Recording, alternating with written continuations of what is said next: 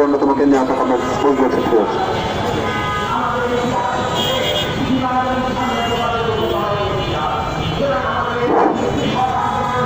শ্রদ্ধেয় নেতৃবৃন্দ,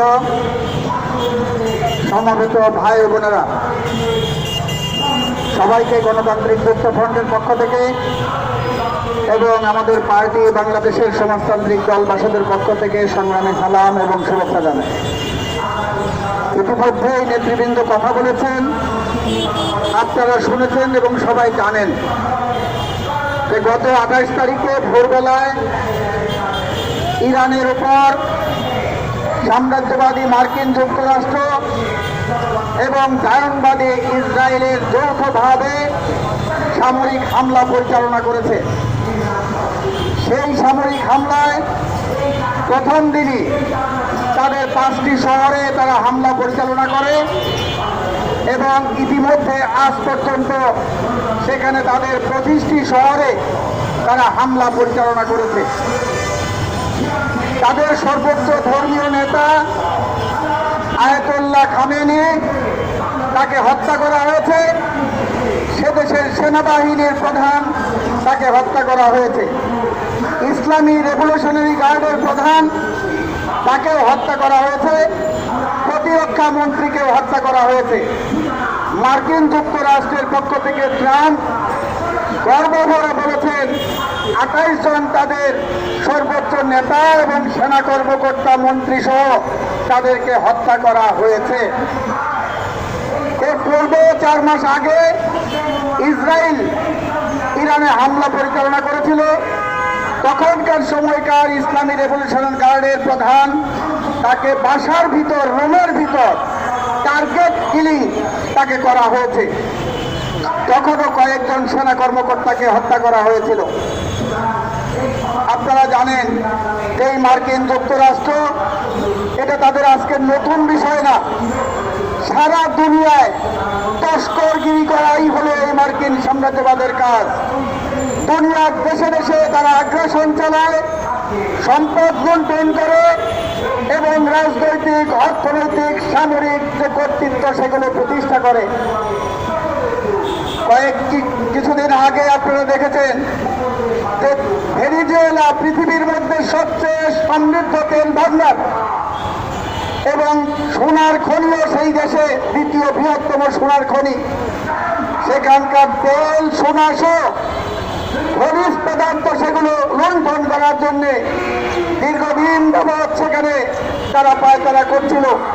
হুগো চ্যাভেজ সেটা মানে নাই।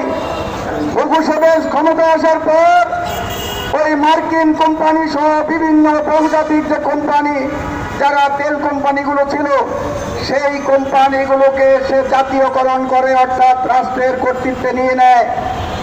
তখন থেকেই ভেনেজুয়েলার বিরুদ্ধে ষড়যন্ত্র চলতে থাকে।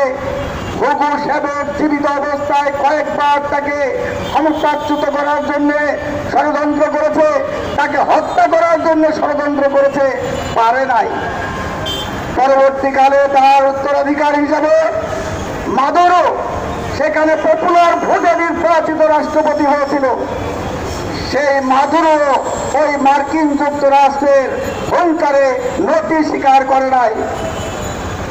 মার্কিন যুক্তরাষ্ট্র ওই ভেনেজুয়েলার একজনকে সেখানে থেকে নোবেল শান্তি পুরস্কার দিয়ে তাকে নেতা বানিয়ে সেখানে একটা ওই সরকারের বিরুদ্ধে গণ অভ্যুত্থান করার পায়তারা করেছিল, সেটাও সফল হয় নাই।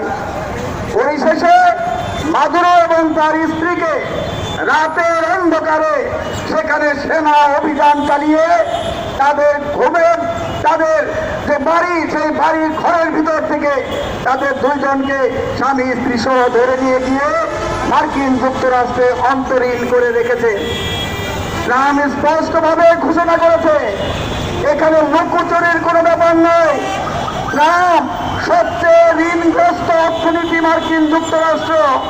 সে বলেছে আমার 60 ট্রিলিয়ন ঋণ আছে, ভেনেজুয়েলার তেল যদি আমি লোড করতে পারি 2 ট্রিলিয়ন ঋণ আমি শোধ করতে পারবো। সেই কারণে আমি ভেনেজুয়েলার তেল সম্পদের অধিকার চাই। তার স্পষ্ট ঘোষণা, কোনো রাজদাগ নাই। অনেকেই বলে ট্রাম্পকে পাগল বলে, সে পাগল না, চাতে মতল তবে ঠিক। সে আমেরিকার স্বার্থ, যে আমেরিকা ফার্স্ট এই নীতিতে চলে।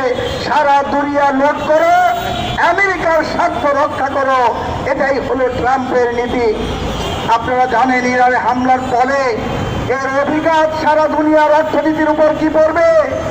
সেখানে যে হরমুজ প্রণালী আছে, খাল, সেই হরমুজ প্রণালী দিয়ে তেলের যে জাহাজ সেগুলো চলাচল করে, তেল পরিবহন করে।